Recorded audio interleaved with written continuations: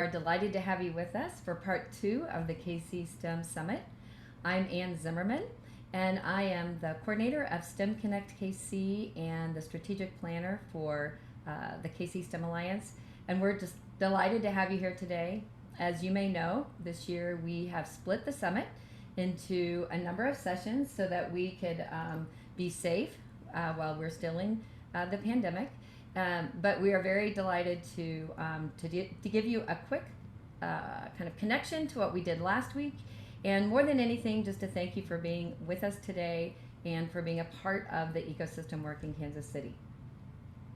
So let's see here. I'm going to share my screen, which has disappeared, and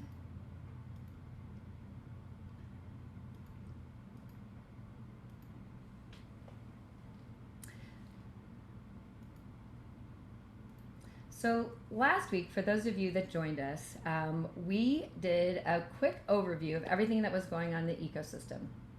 And we don't have time to do that again today, but what we do have is this two-page overview of all the initiatives that are currently going on and links to more resources, as well as a link to get engaged. So Karin is actually going to put this document in the chat box. Please download it. Please do a little bit of research and see where some of these initiatives might align with your goals. We would love to have you part of this work. So last week, our featured speaker was Dr. Nicole Price, an engineer and leadership and diversity consultant. And she really spoke to the need for all of us to level set in our understanding of diversity and inclusion and the role we play both individually and organizationally to break down systemic barriers and improve access to quality STEM experiences for all of our students. And at the end of that meeting, we highlighted the fact that we can't address the problem if we don't know where the problem is. So we have to have data that can show us who is doing well and who might be left behind.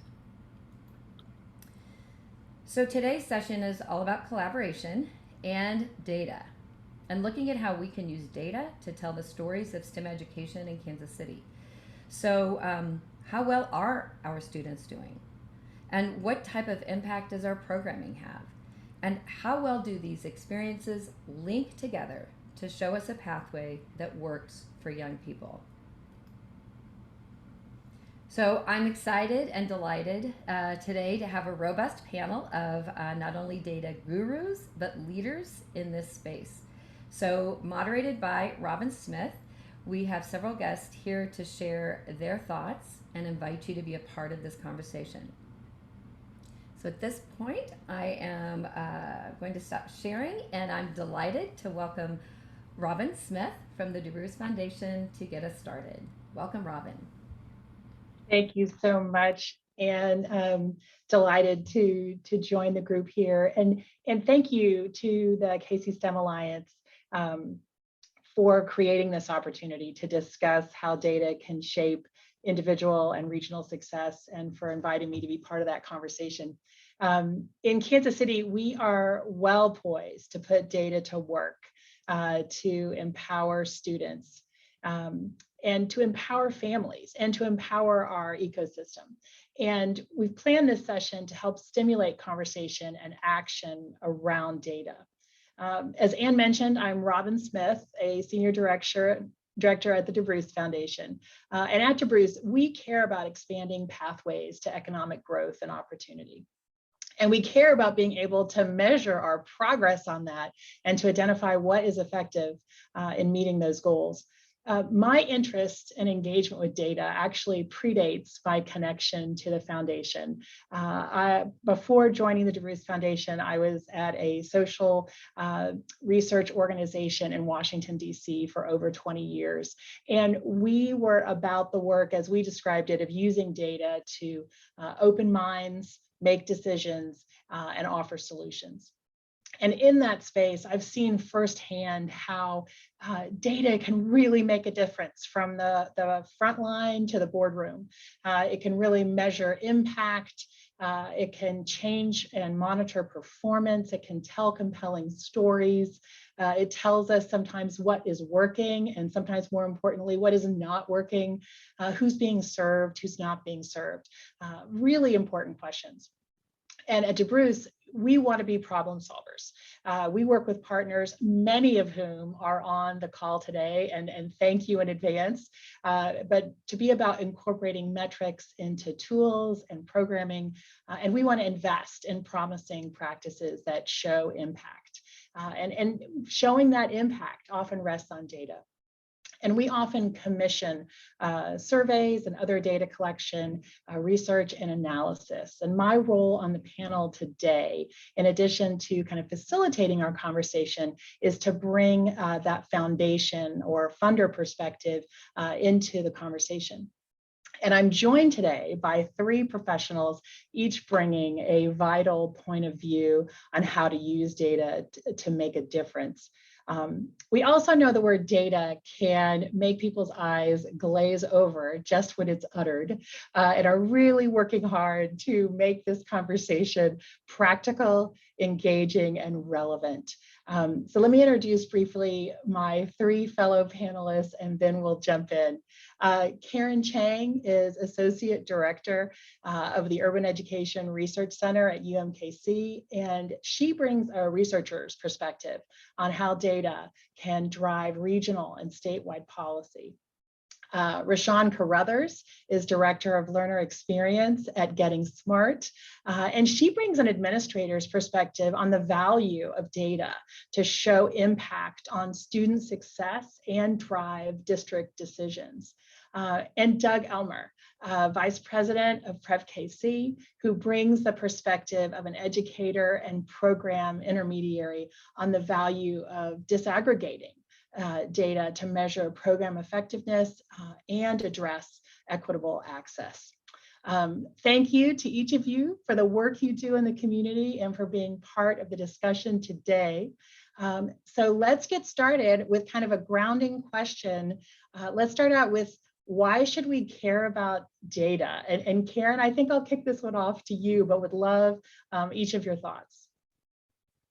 Thanks, Robin. I'm looking at the participant list. I see many data friends, so I may be partially speaking to the choir, but you know, I live and breathe data, and so it's just part of what I do. But I want to talk about 2 things that have come to light really in the last couple of years in Kansas City that elevate the importance of data, both for in-school and out of school.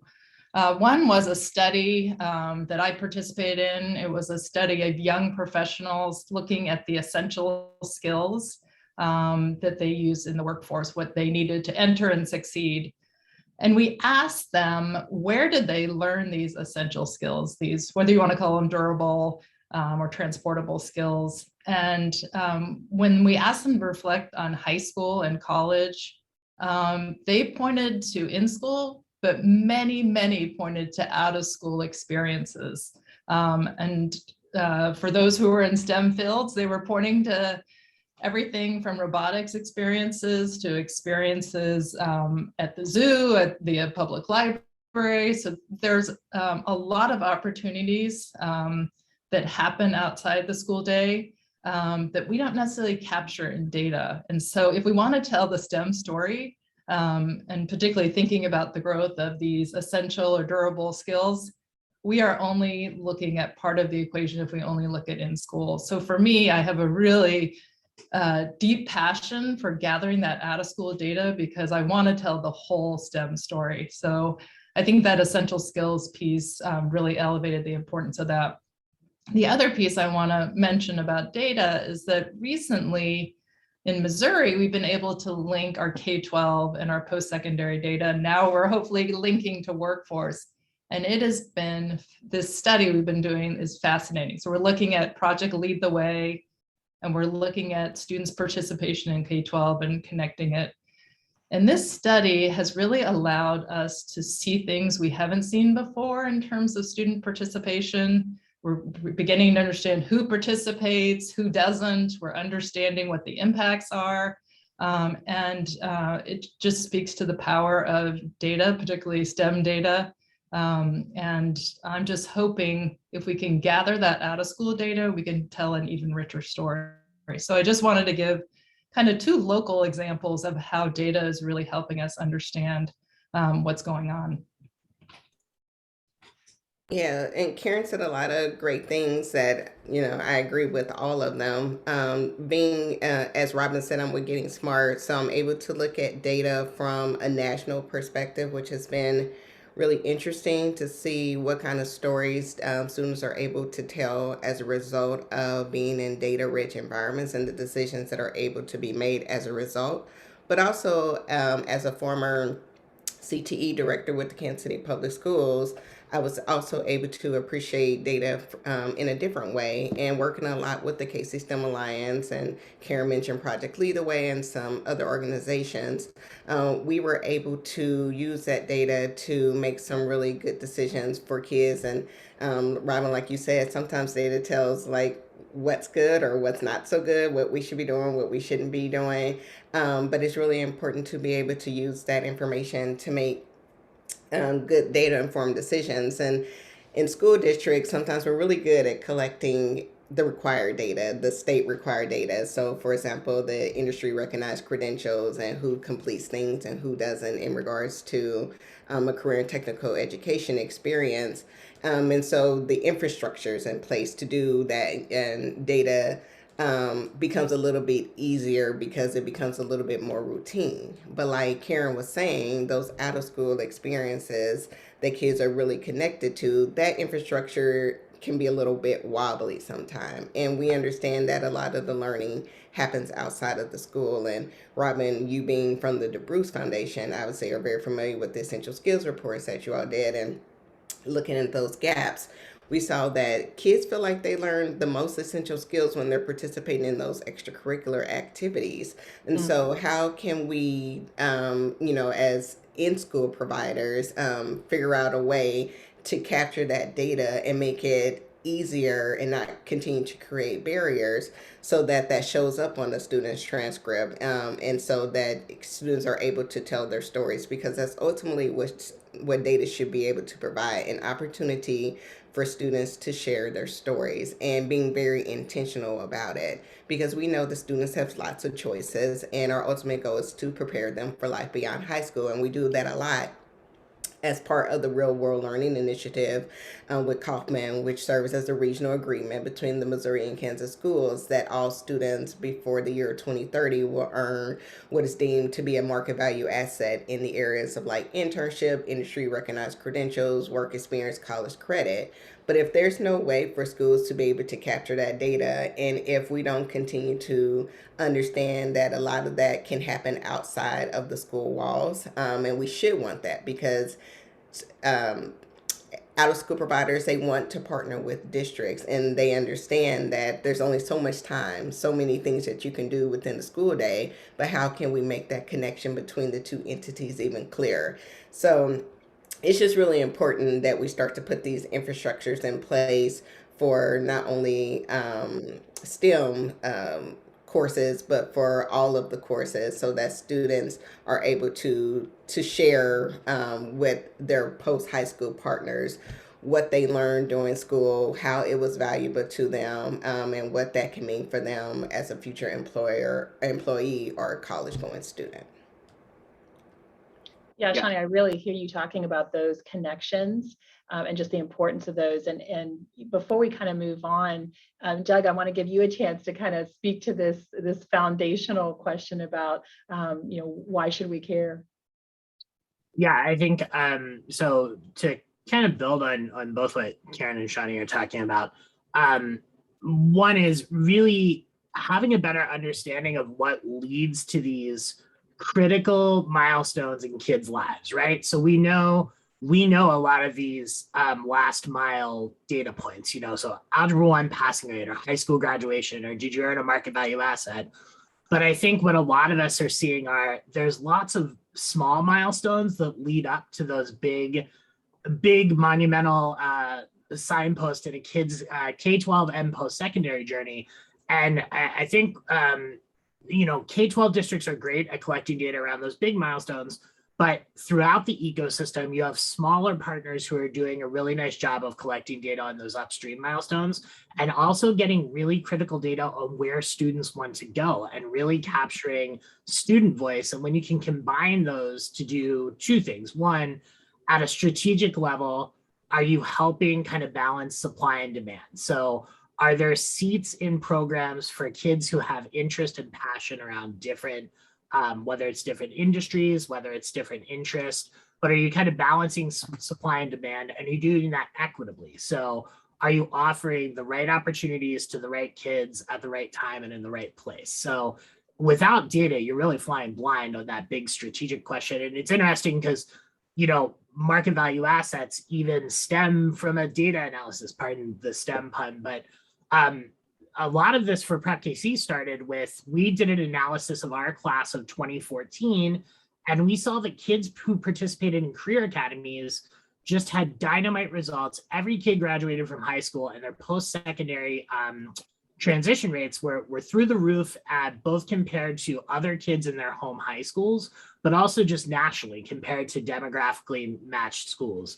And we started asking, what's going on with the career academies that they're that successful? And when we dug into it and when we talked to the students, we found out that kids who had an opportunity to take college coursework, complete an internship, earn an IRC, really felt like their high school experience was fundamentally different and got them ready for what came next. And for us, that's really where market value assets started. So even there, data analysis played a critical role.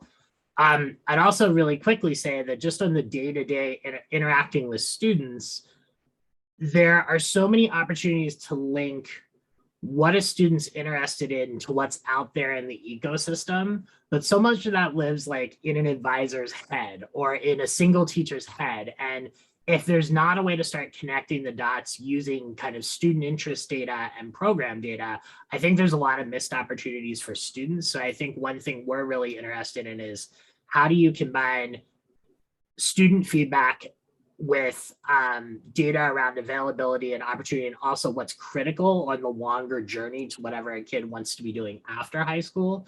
If we can start using data to make those connections in more meaningful ways at scale, that really like changes the trajectory, not just for individual kids, but that starts to change the trajectory for entire school communities in our city as a whole.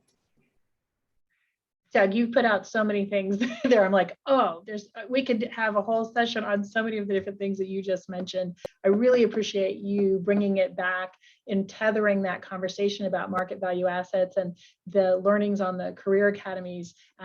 That whole shift, kind of tying that back to data and what you saw there, kind of driving that, which we kind of see all over. It's permeated now, but at first it was an insight that came from your data.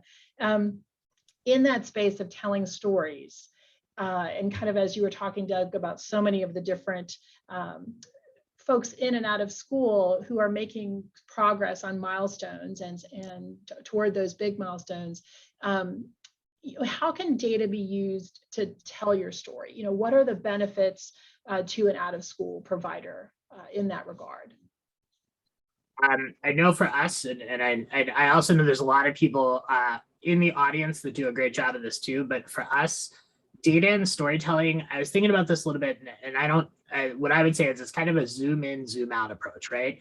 So zoom in to tell the story of one kid or one volunteer or one teacher who had a really fantastic experience, and then kind of zoom out and say, this was not an outlier. This is not anecdotal. We have data to show us that this is true for hundreds of students or hundreds of teachers. So I think for what we've heard is that kind of meets different needs of your target audience, right? So you have folks that respond to the emotional appeal for whatever ask you're making. And hopefully this doesn't sound too calculated, but I think for all of us, a lot of our calls to action fall into one of three things.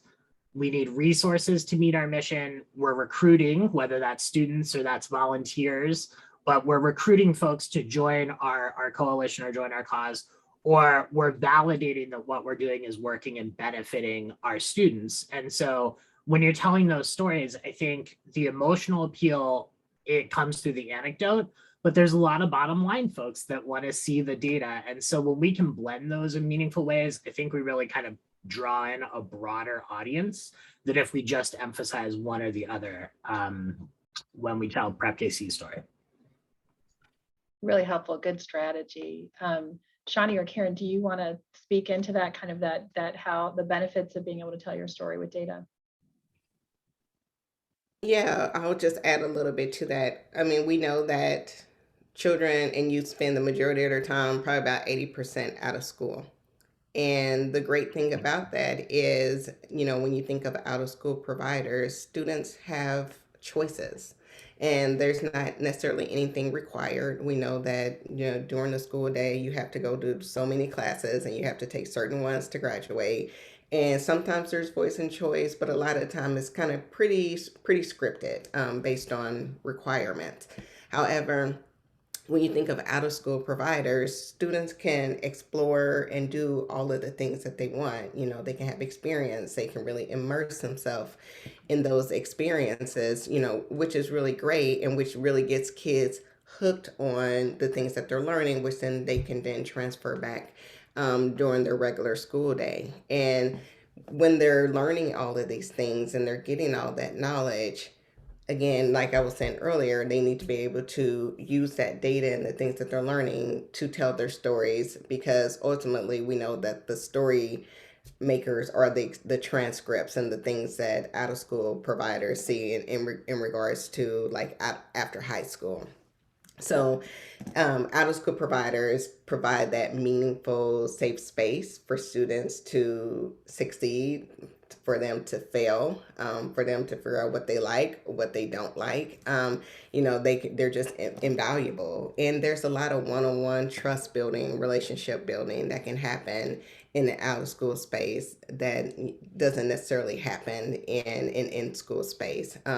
Students can find mentors regardless of where they are. And by being able to really interact with out of school providers who most of the time share some of the same interests. I see some people on here from Idea Space, and I see people on here from the Black Family Technology. And those kids are naturally kind of gravitating toward those things because they get to choose. So out of school providers are really useful. They're really needed. And it's great to be able to have that bridge between sometimes the core content and the kind of hands-on piece. Do you Yes, hear anything else in that space?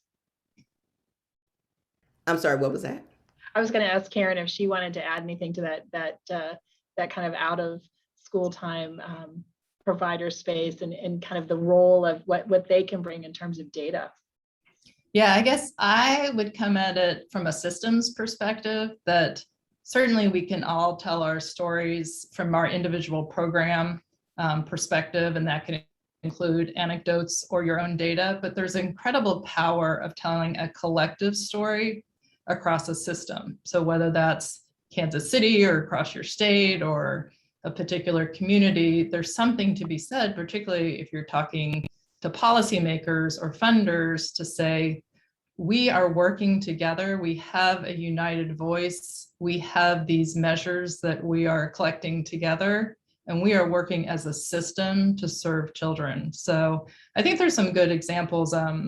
Grand Rapids actually has a collective where they collect common data across their out-of-school providers. And they were really able to see, by using their shared data system, that kids were going to multiple after-school opportunities, that they were leveraging them.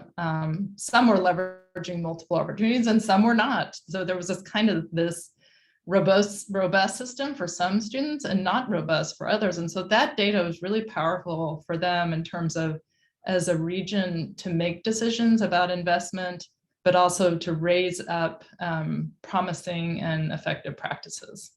Yeah, Karin, I think there's also, there's kind of two-way equity there, right?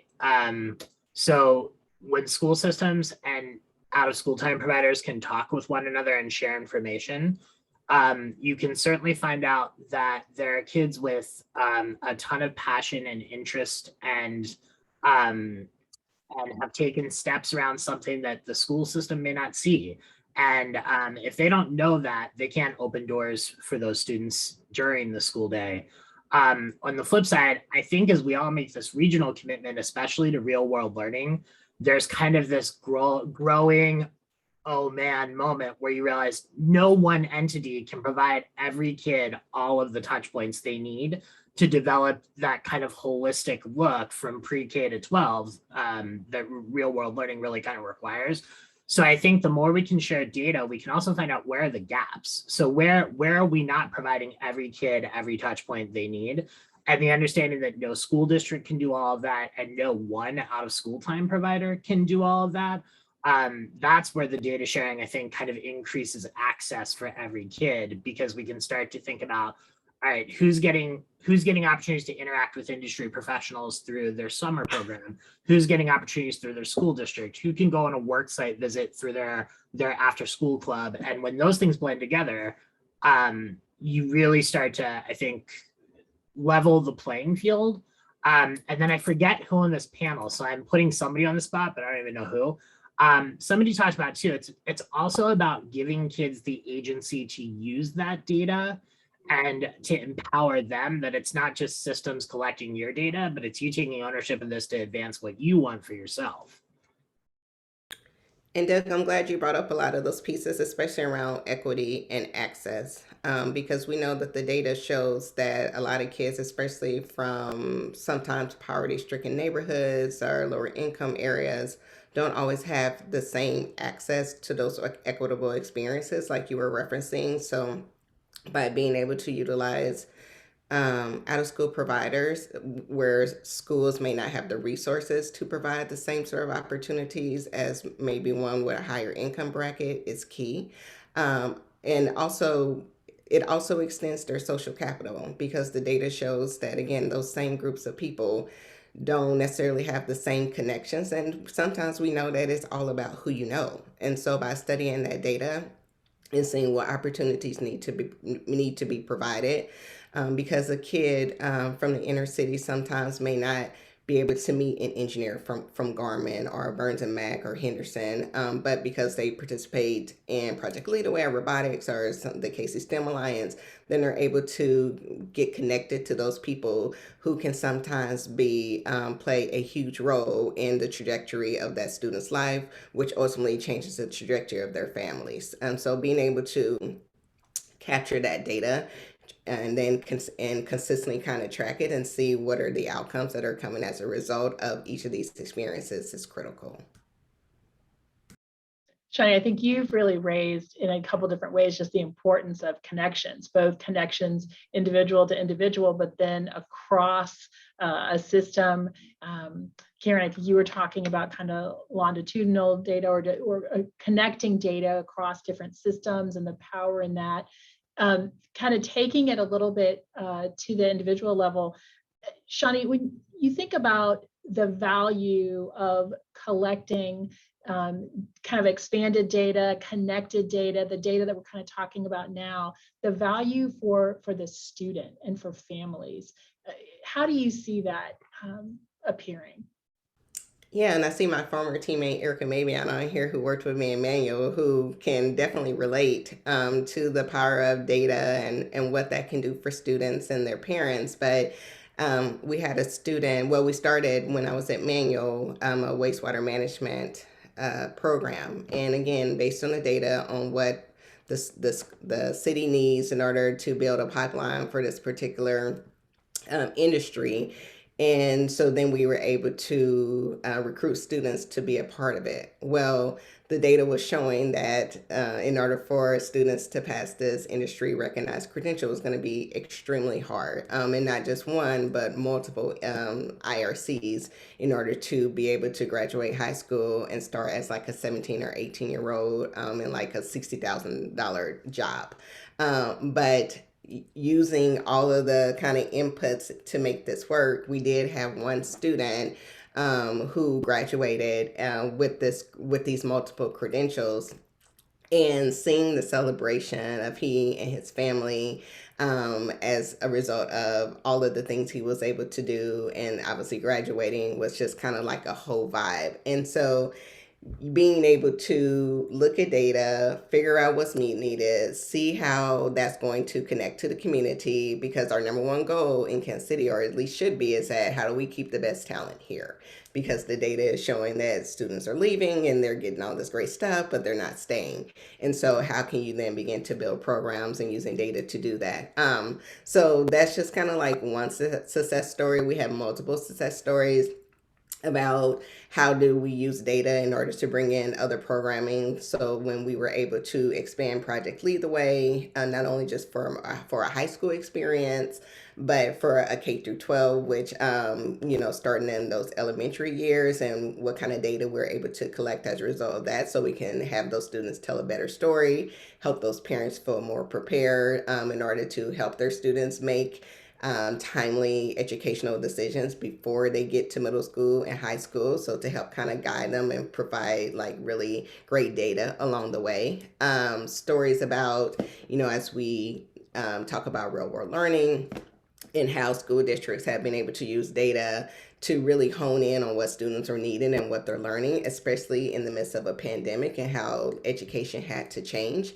And as a result, what are the great things that came from that? What was the data showing? And so seen like micro schools pop up everywhere, and like Ray Peck and Hickman and up in Liberty, because they're able to now serve students better because of the data, the information that they were able to receive about how students learn best, what students want to learn, where students want to learn, what time students want to learn. All of this data was definitely critical. And then the response from the districts, because they were able to use that information to make really good decisions, so that learning was still very student-centered, was very powerful.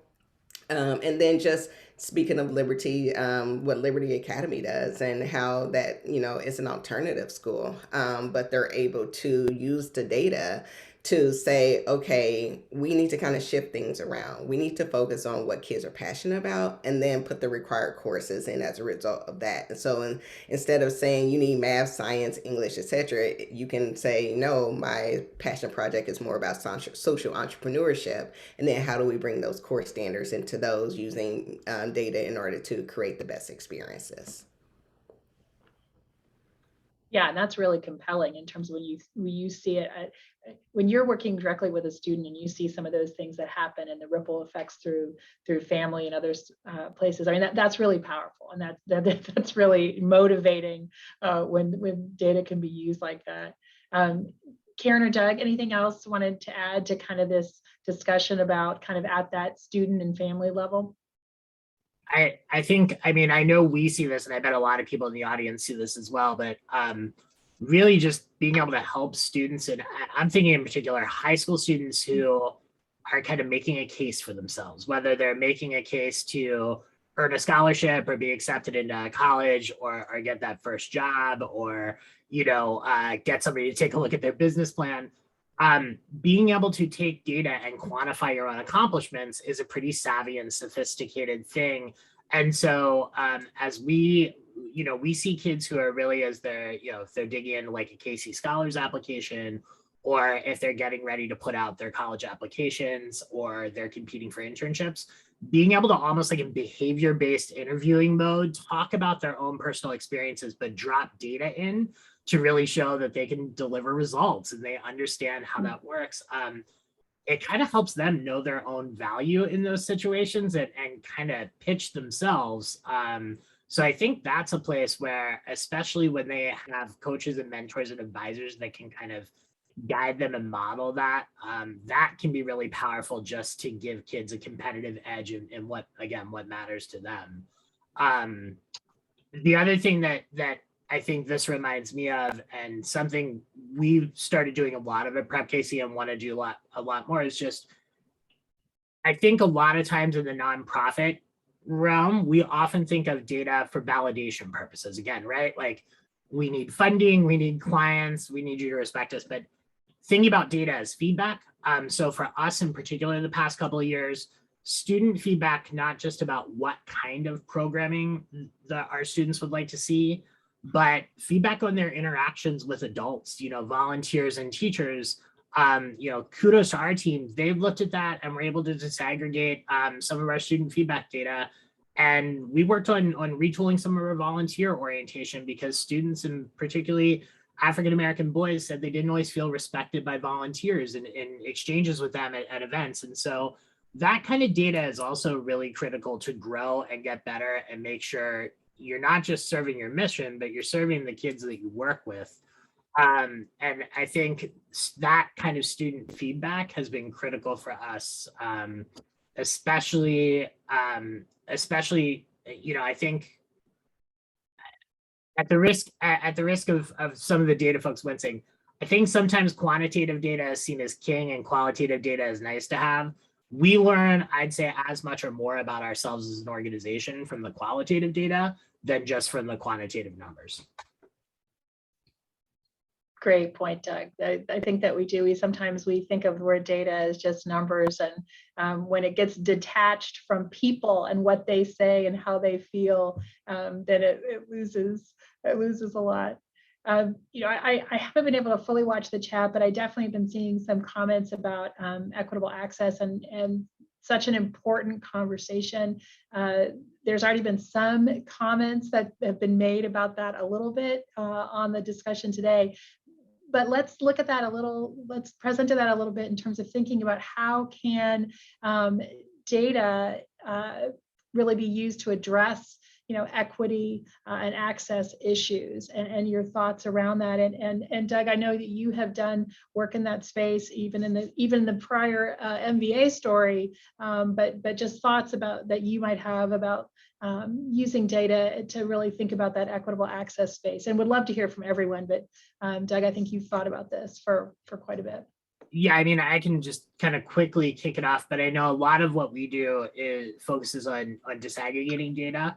And looking essentially for mismatches. So sometimes we see really awesome mismatches, like mismatch probably isn't the right word, but almost like a money ball moment, right? So one of our partner school districts last year had something like 70% of the statewide winners from Kansas City Women in Technology, came through their tech program. And so you see great proof of making strides towards equity, but then other times you see things that give you pause. And a couple of recent examples for us, we're starting to work with some of our districts and UMKC to open pathways to teaching. And we know from the data that skews really heavily towards girls. And so it pushes us to think about what are recruitment and engagement strategies that are going to get guys to think about teaching careers, particularly elementary teaching careers. We also have had some programs in some schools where we've seen things like white students making up a very small percentage of program enrollment, but make up half of the kids that are taking dual enrollment courses. And so I think you've got to have that kind of data sometimes to prompt a conversation around why is this happening? And I think for us, a lot of times that sort of equity data shines a spotlight where a lot of those were not intentional decisions. Only until the data shows the mismatch that people really start to think about how to change strategy or change program structure to address those inequities. And I guess I would add that there's a lot of regional examples. Again, I mentioned Grand Rapids, but Boston and Nashville that have been using their data to look at that equity issue, particularly around equitable access to both in-school and out-of-school opportunities, and really leverage that data to do targeted strategies. So I think there's some good examples across the nation of folks who are using data to really address the equity issue. Yeah, Karin, I'll just add to that about the groups who are really doing some targeted. It just made me think of Guy History and the Learning Collaborative that's being led by Fernanda Rain and Emily Wegner over in Lee Summit. But just recognizing that, one, there's just lots of equity around how we think about history and how we access it, etc. But more importantly, they're connecting those thoughts to what does that mean for our cultural institutions, for examples like libraries and museum, and what kind of access students, specifically Black and Brown students, feel like they have to those cultural institutions and what that means for them based on the data that they were able to collect. So just one example of an organization that's doing a very targeted approach based on the data that they received and being very specific, but also using it to, like Doug was saying, give students agency and uplift them and build a greater sense of identity, but all through a data lens. That's really helpful. Before we kind of talk about, what's next and what can we do to kind of strengthen our kind of our regional collaboration. Also wanted to ask you all about roadblocks and about challenges, because this can be something that's hard for people to do, for organizations to do. So as you think about challenges and roadblocks to collecting and sharing data, what comes to mind for you? And if you also have an idea of how you've tackled that, feel free to share that as well. You don't have to be perfect or have solved all the problems, but as you think about some of those challenges and what you've done to address those, it'd be helpful to hear.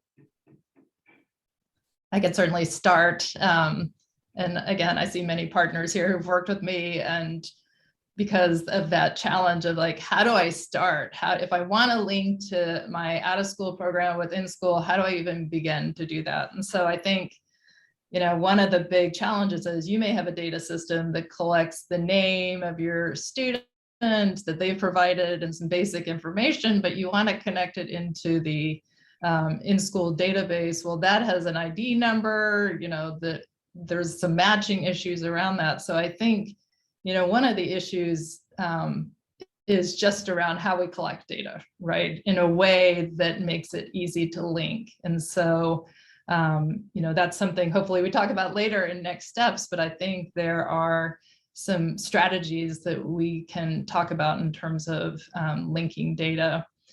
I think also there's trust issues. Like if I link and share my data with you, what are you going to do with it, right? Are you going to show that my outcomes aren't as good as this outcome, or that I'm not meeting my benchmarks? And so I think there's kind of some, whether it's trust or goals, that we don't have a clear vision on how we want to use that data. And so then it kind of falls apart. So that, just from my perspective, those are kind of the big issues that I see. Yeah, absolutely.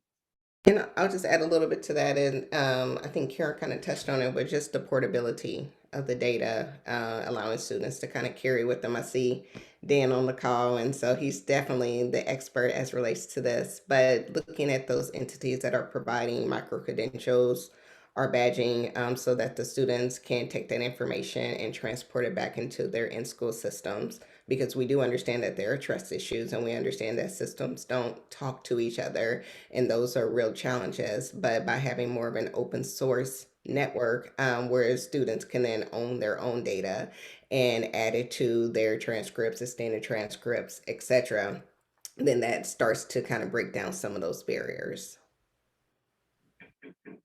I'd add just kind of common definitions. So a lot of times there's a lot of energy and frustration sometimes that comes out of, are we even measuring the same thing? Are we comparing apples? So I think those ideas of common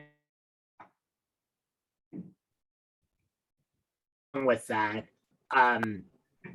data ownership comes into this too.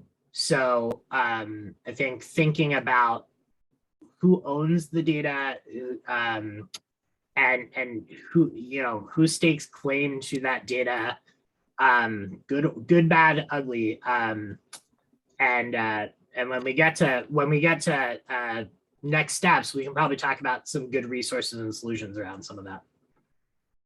Well, let's push into that. So probably a good way is we're kind of coming to the point of getting close to wrapping up the conversation, and we think about those next steps. What do you all see as what's ahead? What are the next steps to kind of move us forward?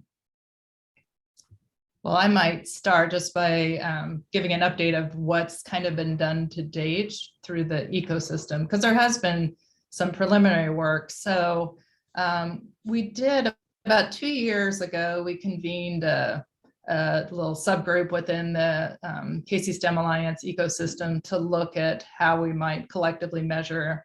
And we just did kind of a scan of what our out-of-school providers doing in terms of data collection. And so we essentially did a data show and tell to see what was happening. And so we did see most folks are collecting participation data. So we know data is being collected. We do have some folks who are looking at STEM interest, STEM engagement, STEM achievement, STEM career aspirations. So there are really some folks doing some exciting things. There's some people even venturing into essential skills, which I love. But I think there's two common themes that came out of that scan. And one is that we aren't collecting common measures. And I think somebody had that in the chat, that we don't have kind of a common vocabulary, or we don't have a common system of measurement across out of school time. And very few people are linking in school and out of school. There's a huge desire for that, but there just isn't happening. So we're at the point now with that subgroup of really kind of thinking about what goal areas in terms of common measures could we look at, and we've come up with 4 areas. One, as we talked about, is access and participation in STEM experiences. So that's the big one that everyone seems to be interested in. The second one is how are STEM experiences impacting college and career readiness? So big bucket. How are STEM experiences affecting STEM degree attainment? And then the fourth one is just looking at the STEM literate community. How are we building STEM literacy in our larger KC community? So those are kind of the 4 buckets that we have looked at and thought would be good areas to move forward on. Other thoughts on next steps? Just looking at the audience today and knowing the organizations we can have the privilege of working side by side with, there's a lot of collective expertise across Kansas City. So I think there's I think a lot of good lessons to learn from one another, just looking at things like language around data sharing agreements. I think thinking about how to come together to build some common definitions around some of these key milestones. I think that's a big piece of it. I also want to recognize, like, there are some organizations where they may be in the early stages of thinking about how their data collection plugs in regionally, or even how they're kind of taking the next step in data. One national resource that I wanted to kind of shout out, because I found them incredibly helpful over the years, is the Data Quality Campaign. They have a lot of really great resources on building trust with your students and families and clients around data collection. They have a lot of good kind of templates to pull from. So I think that's also a great national resource. And then, Karin will probably come back to the STEM size in a moment, but I think to the extent that organizations who want to think about how does my work plug into the regional work, starting to think about how to collect student IDs of who you work with will pay dividends down the road, because that's kind of that's the unifying variable that pulls K-12 data and out of school data and summer data all together. And I think this probably looks different for the size and sophistication of various organizations, but a lot of this, I think, can start with just getting the right language in your parental consent forms for kids to share some of this data. And then again, I think kind of talking about common definitions and maybe what some of the common language and data sharing agreements seem like important early steps that we could all work on together. And Karin and Doug has already said a lot of great things, but I just want to, encourage those partners, that especially those out of school providers, that if they're already working with a school district, contact them and really talk through them and get those data sharing agreements in place, and talk to them about their programming and how, as an out-of-school provider, they can help the school districts meet their goals, or maybe even more specifically, the real-world learning goals, or even more specific to that, their STEM goals. Really get in and build the trust and relationship to see what they're doing, and what value add that they can layer on top of that to not make their processes harder. Um, and then just be very clear about what the needs are, and how they can kind of best communicate, and how the systems can talk to each other. And if that means maybe putting in a different system that makes it a little bit easier for the data to be shared, then that might be a good possible plan. But also, like Doug said, it could be even just as simple as sharing student IDs. And so just really opening those lines of communication and being very transparent and trustworthy, but always doing everything with the student in the center. It makes me think of some of our shared adventures over the past. I think along those lines, co-designing co-designing about what are we trying to accomplish first, and then thinking about the data we're collecting to check that alone builds a huge amount of trust. So in the ideal world, if school district out of school time partners and even some students and families are sitting there together saying, like, what do we really want to accomplish together, the right metrics and the right data will come, but it'll also come with a high level of ownership and trust. Whereas if, we've all been in the position where we all report to a funder, we all report to the state, we have to reach out for the data for the last minute. And that just doesn't feel as authentic as we're all really shooting for these goals together. So I think that's a big piece of it too. And sharing some of those strategies around co-design are something that would be great to hear from other organizations.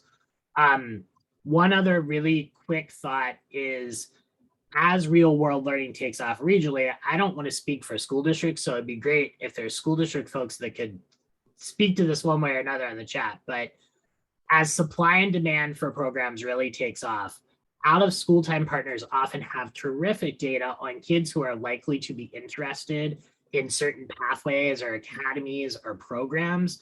And so that would be a great place to open up. I would think that's a great place to open up early communication, is just, who do you know that's expressed an interest in the biosciences or in computer science or in healthcare? Because especially for high school, if you're trying to do that with ninth graders that you barely had a chance to know, and then you put a pandemic on top of everything, I think you can really find some early wins sharing that kind of information just around student interest and affinity, that could help schools with programming decisions.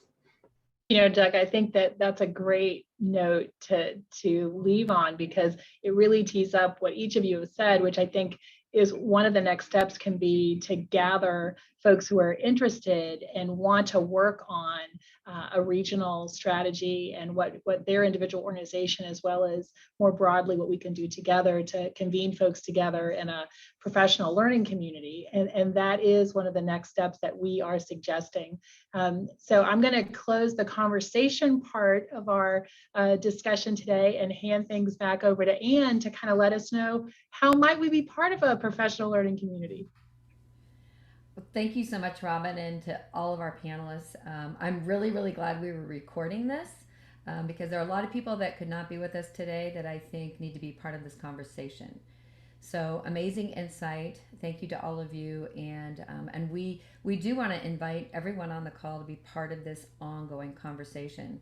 So as they mentioned, we are starting a professional learning community around this. Today was the official sort of launch and kickoff in terms of why this work is so important. So we are going to have a professional. So this is how we're going to invite you to sign up today. Some of you may be familiar with something called a Padlet, but if you click on the link in the chat box, you can, in the moment, go ahead and give us your name and your organization. And if you signed up for the conference today, we should have your email. But go ahead and let us know if you just want to be on the distribution list. But if you can and you're interested in attending, our first meeting will be on October 14th. It'll be a Zoom lunch and learn. Bring your lunch, bring all of your great ideas, and Karin and Doug will be leading the charge on that. And then so this is what the Padlet should look like when you get there. If you are not able to get to that link, please put something in the chat. We'll be sending this out afterwards, but we're going to just use this as a way to kind of keep track of what the work of that group is doing.